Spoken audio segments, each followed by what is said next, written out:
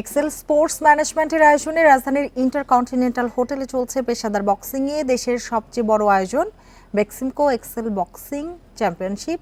সেখান থেকে যোগ দিয়েছেন আমাদের সহকর্মী মাঝহারুল ইসলাম। মাঝহার, এখন পর্যন্ত কয়টি লড়াই শেষ হয়েছে আর এবারের আয়োজনের মূল আকর্ষণ কোন ম্যাচ?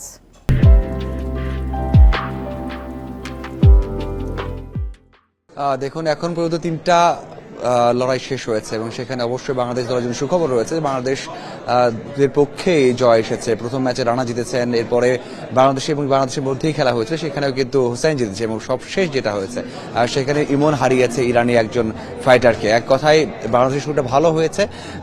আপনি যেটা বলছেন যে এই বক্সিং টুর্নামেন্ট যেটা আয়োজন করা হয় একদিনের জন্য, এটা কিন্তু বাংলাদেশের বক্সিংটাকে আরো এগিয়ে নেওয়ার জন্য এবং সবসময় বেক্সিমকো এর আগেও 2বার আয়োজন করেছে, এবারও করেছে এবং খুব ভালোভাবেই যেন বাংলাদেশের এই বক্সিংটা এগিয়ে যায় সেদিকে কিন্তু বেক্সিমকো সবসময় সুদৃষ্টি রাখে এবং এবারও স্পন্সর করেছে, টাইটেল স্পন্সর হয়েছে এবং সেভাবে আমরা দেখছি যে এখানেও খুবই উৎসাহ উদ্দীপনা এবং আনন্দ মুখর একটা পরিবেশেই কিন্তু এই প্রোগ্রামটা হচ্ছে এবং শেষ পর্যন্ত শেষ যে লড়াইটা হবে সেটা কিন্তু ওয়ার্ল্ড চ্যাম্পিয়নশিপের অংশ। সেই ম্যাচটার জন্য সবাই অপেক্ষা করছে।